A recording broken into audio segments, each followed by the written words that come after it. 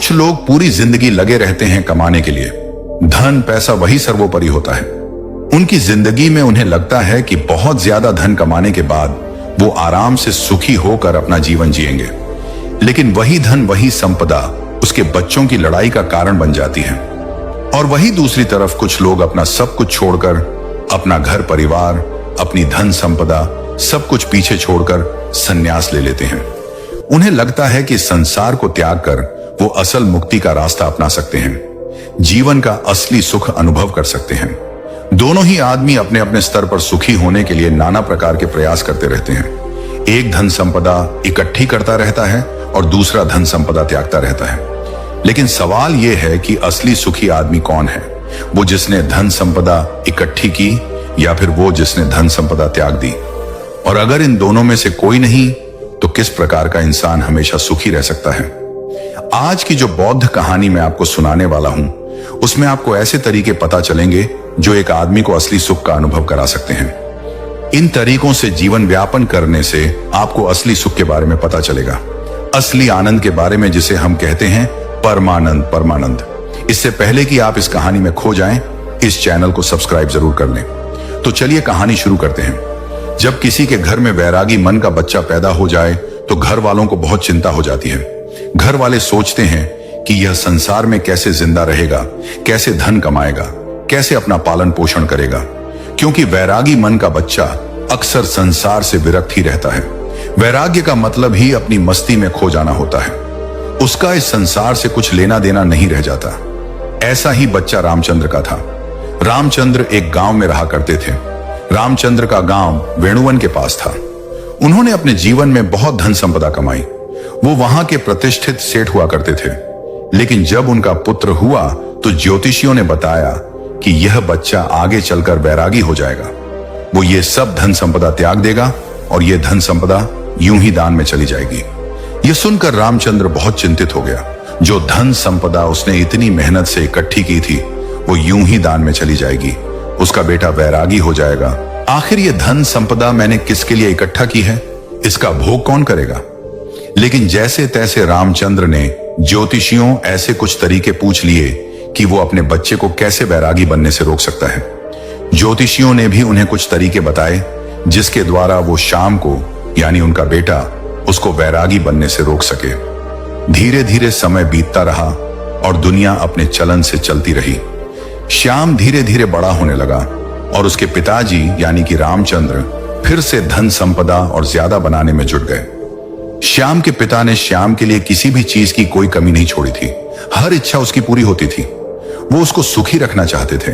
वो चाहते थे कि मेरे बेटे को दुख का अनुभव न हो, तो फिर वो वैरागी क्यों बनेगा? लेकिन जब श्याम 7 साल का हुआ तो एक दिन उनके द्वार पर एक बौद्ध भिक्षु पहुंच गया। वो वहां पर भिक्षा मांगने के लिए आया था, लेकिन श्याम उसके साथ घंटों बातचीत करता रहा। उसके पिता को जब यह पता चला तो वो श्याम को डांटकर बौद्ध भिक्षु से दूर ले गए। वो सोच रहे थे कि इन भिक्षुओं के पास बैठकर कहीं मेरे बेटे का मन वैरागी ना हो जाए। इसलिए उन्होंने बौद्ध भिक्षु को डांटकर वहां से भगा दिया और अपने बेटे को समझाते हुए कहा कि बेटा, मैंने तुम्हारे लिए किसी चीज की कोई कमी नहीं छोड़ रखी है। तुम इन भिक्षु के पास क्यों बैठते हो? क्या मजा आता है तुम्हें इनके पास? मैंने तुम्हारे खेलने के लिए नाना प्रकार के खिलौने ला रखे हैं। इतनी दासियां तुम्हारी सेवा के लिए लगा रखी हैं, लेकिन फिर भी तुम ये सारी भोग की चीजें छोड़कर इन भिक्षु के पीछे क्यों भागते हो? ये सुनकर श्याम ने कहा कि पिताजी, मैं इन चीजों से उब गया हूं। ये सब चीजें मैंने इतनी ज्यादा भोग ली है कि मेरा मन अब इनसे ऊब चुका है। मुझे कुछ और चीजें चाहिए, कुछ और आनंद चाहिए, कुछ अलग प्रकार का सुख चाहिए। अब श्याम तो बच्चा था। उसके पिताजी उसको इस बात का क्या जवाब देते? उनके पास इस बात का कोई जवाब नहीं बना। आखिरकार उन्होंने निश्चय किया कि वो उसके मनोरंजन के लिए और भी नई नई चीजें लेकर आएगा, ताकि उसका मन वैराग्य की तरफ भटक न सके। लेकिन जैसे जैसे श्याम बड़ा हो रहा था, वो समझदार भी हो रहा था और अब उसे समझ में आ चुका था कि धन संपदा इकट्ठी करने से कोई सुख प्राप्त नहीं होता है। वो बस सुख की भ्रांति देता है। इसलिए वह ज्यादातर अपना समय संतों और भिक्षुओं के साथ बिताने लगा। एक दिन जब उसके पिता ने उसे संतों के पास बैठे देखा तो उसका खून खोल गया। उसने सोचा कि मैंने जिंदगी भर जिस बच्चे के लिए कमाया वो भिक्षु बनने जा रहा है। मैंने उसको इतना समझाया, सारी सुख सुविधाएं उसके लिए हाजिर करवाई, और फिर भी ये मुझे छोड़कर, मेरी संपत्ति को छोड़कर वैरागी बनना चाहता है। ऐसा वैराग्य में है क्या? उसका मन इस बात से बहुत ज्यादा दुखी हो गया था, इसलिए उसने गुस्से में अपने बेटे का हाथ पकड़ा और सीधा उसे अपने घर पर ले गया। घर ले जाकर उसने अपने बेटे के चेहरे पर तमाच से थप्पड़ मारा। गाल पर थप्पड़ पड़ते ही कोमल स्वभाव श्याम के आंसू टप टप करके नीचे रामचंद्र के पैरों पर गिरने लगे। इसके बाद रामचंद्र को एहसास हुआ कि उसने बेवजह ही, बिना कोई बात ही अपने बेटे को यूं ही थप्पड़ मार दिया। उसने अपने बेटे को समझाते हुए कहा, मैं तुम्हारे आगे हाथ जोड़ता हूं। मैंने ये धन संपदा इसलिए इकट्ठी नहीं की कि ये दान में चली जाए। मैं चाहता हूं कि तुम इसका सुख भोग करो, तुम मेरी संपत्ति को भोगो। तुम्हारे अलावा मेरा है ही कौन? इस संपत्ति का मालिक कौन बनेगा? और यही असली सुख है। पूरी दुनिया धन के पीछे भाग रही है और तुम्हें यह धन विरासत में मिल रहा है, इसका भोग करो। तुम क्यों वर्ग की तरफ जा रहे हो? ऐसा क्या है भिक्षुओं में, ऐसा क्या है इन संतों में जो इस खजाने में नहीं है, जो इन दासियों में नहीं है, जो इन नाना प्रकार के भोग की वस्तुओं में नहीं है? ऐसा क्या है संतों में? यह सुनकर श्याम ने अपने पिता से कहा कि पिताजी, मैं आपकी हर एक बात मानूंगा, बस आप एक बार आज शाम को मेरे साथ चलो। आज एक बहुत ही अच्छे संत का एक वक्तव्य होने वाला है। वो सत्संग करने वाले हैं, उपदेश होने वाला है ज्ञान का। आप एक बार वो ज्ञान का उपदेश सुन लीजिए, उसके बाद आप जो भी कहेंगे मैं आपकी हर आज्ञा का पालन करूंगा। पर आज शाम सिर्फ मेरे कहने से आप ये उपदेश सुन लीजिए। ये सुनकर रामचंद्र जोर जोर से हंसने लगा। उसने कहा कि ये कौन सी बड़ी बात है, मैं सुन लेता हूं। प्रवचन बताओ, किस संत का सुनना है, लेकिन उसके बाद अपना वादा याद रखना। देखो श्याम, सिर्फ तुम्हारे कहने भर से मैं संत का प्रवचन सुनूंगा, अन्यथा मुझे इन संतों के प्रवचन में कोई भी मजा नहीं आता है। यह सुनकर श्याम ने हां में सर हिला दिया। शाम को दोनों बाप बेटे प्रवचन स्थल पर पहुंच गए, जहां पर वो संत आज उपदेश देने वाले थे। थोड़ी देर बाद जब वो संत वहां पर पहुंचे तो सभी लोगों ने उठकर उनका अभिनंदन किया। उसके बाद संत ने कहना शुरू किया कि संतोष के फल बहुत मीठे होते हैं। जो आदमी संतोष का फल छक लेता है, उसके मन में अपार शांति का उदय होता है। इंसान को जो कुछ मिला है उसी में उसे संतोष करने का अभ्यास करना चाहिए। कोई आदमी गरीब है तो कोई आदमी अमीर है, लेकिन दोनों में ही ज्यादा धन पाने की इच्छा है, ज्यादा धन पाने की लालसा है। तो दोनों में अंतर क्या हुआ? लेकिन जो इंसान जितना है उसी में संतोष करना सीख लेता है, तो उस इंसान ने परमात्मा की तरफ अपना पहला कदम बढ़ा दिया। तो वहीं पर सभा में एक विकलांग आदमी बैठा हुआ था। यह सुनकर उसका मन उद्विग्न हो गया। उसने तत्क्षण संत से पूछा कि हे महात्मन, आप कहते हैं कि संतोष रखिए, मैं किस प्रकार संतोष रखूं? मुझे भगवान ने क्या दिया? मुझे तो हाथ पैर भी सही सलामत नहीं दिए ताकि मैं अपना पेट भर सके। अब आप ही बताइए कि मैं संतोष किस प्रकार रखूं, कैसे मैं अपने मन को समझाऊं? यह सुनकर उस संत ने मुस्कुराते हुए कहा कि भंते, असंतोष रखने से क्या तुम अपने हाथ पैर वापस पा सकते हो? ठीक है, मैं कहता हूं कि तुम संतोष मत रखो, तो उससे क्या फर्क होगा, क्या भेद पड़ेगा? अरे तुम्हारे हाथ पैर तो फिर भी नहीं आएंगे, लेकिन असंतोष की वजह से तुम अपने मन को, अपने चित्त को दुखी जरूर कर लोगे। इसलिए तुम्हारे पास कोई भी विकल्प नहीं है संतोष के अलावा। तुम्हें चाहे मजबूरी वश या अपने मन के अनुसार ही संतोष पैदा करना होगा। उसे संतोष को पैदा करने के बाद तुम अपने मन की शांति प्राप्त कर सकते हो। याद रखना, जीवन का परम लक्ष्य एकमात्र होता है, और वो होता है अपने मन की एकांतता। चाहे हम माया के सागर में प्यारेज कर यह भूल जाए कि जीवन का परम लक्ष्य क्या होता है। हम ये भूल जाते हैं, हम नए नए लक्ष्य बना लेते हैं। जीवन में यह प्राप्त करना है, वो प्राप्त करना है, जीवन में अमीर बनना है, प्रतिष्ठित बनना है, और यही लक्ष्य हम सर्वोच्च लक्ष्य बना लेते हैं। लेकिन यह सब माया का ही एक सागर है। लेकिन जिस दिन तुम माया के सागर को पार करके दूसरे किनारे पर पहुंचोगे, उस दिन तुम्हें एहसास होगा कि जीवन का परम लक्ष्य एक ही होना चाहिए, और वो है मन की शांति, मन की एकाग्रता, मन की एकांतता। और जब तुम अपने मन के एकांत को पहचान लेते हो, उसे अनुभव कर लेते हो, उसके आनंद को छक लेते हो, तो फिर व्यर्थ के लक्ष्य, व्यर्थ की चिंताएं, सब कुछ पीछे छूट जाता है और बच जाती है। एक चीज और, वो है मन का। इसके बाद उस संत ने उस विकलांग आदमी से पूछा कि चलो तुम ही बताओ, अगर तुम्हारे हाथ पैर होते तो तुम क्या करते? क्या तुम उस वक्त खुश रहते, सुखी रह सकते? जरा सोचो, अगर आज तुम्हारे हाथ पैर आ जाएंगे तो तुम अपने जीवन में नए लक्ष्य स्थापित कर लोगे कि मुझे ये बनाना है, मुझे यह चाहिए, मुझे वो चाहिए, और उसके बाद वो नहीं मिलेंगे तो फिर से मन में असंतोष पैदा होगा। असंतोष को हमारे शरीर से कुछ लेना देना नहीं है, उसकी उत्पत्ति तो मन से होती है, चीजों का भराव तो मन से होता है।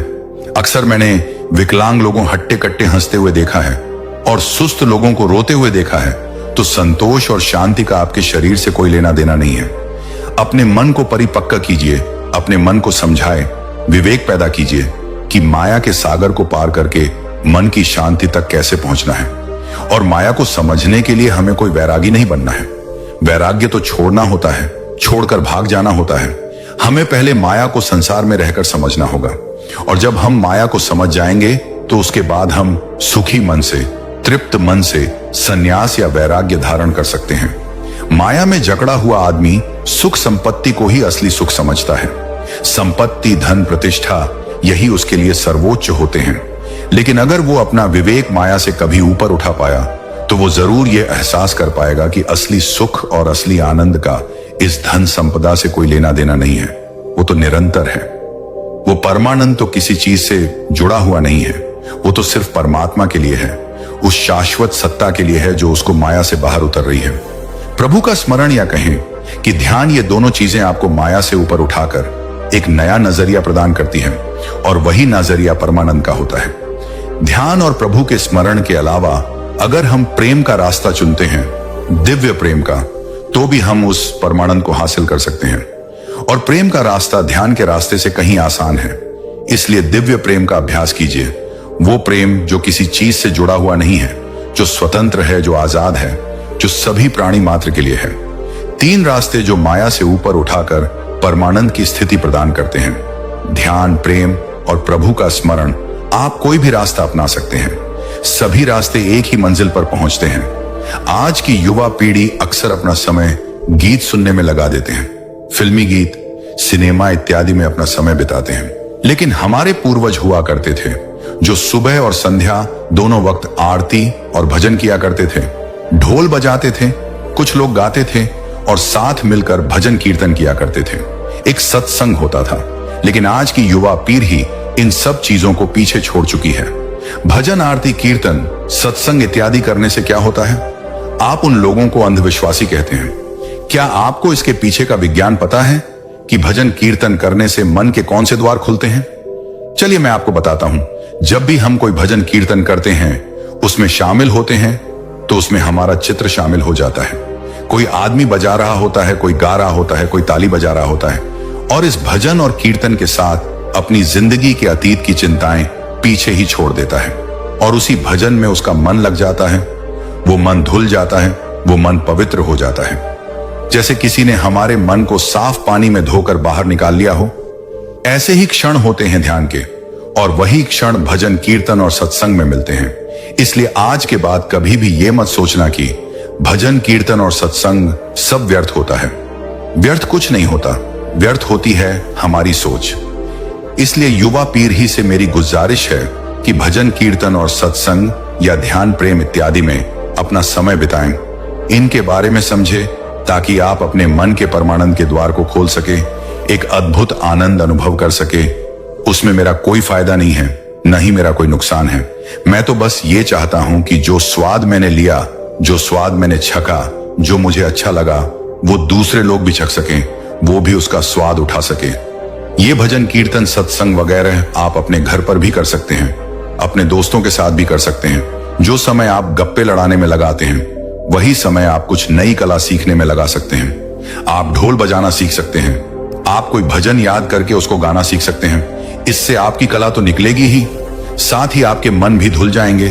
उनको एक अभूतपूर्व शांति का अनुभव होगा, एक प्रेम का उदय होगा, परमात्मा का द्वार खुलेगा। आखिर मैं एक बात कहना चाहता हूं कि अमीर और गरीब दोनों में कोई भेद नहीं है।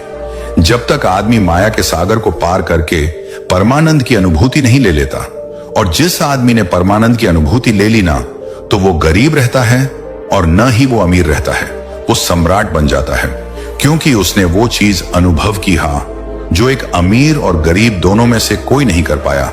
इसीलिए एक मध्यम वर्गीय आदमी जो कि मेरी ये वीडियो देख रहे हैं, वो भी इस माया के सागर को पार करके परमानंद को हासिल कर सकते हैं।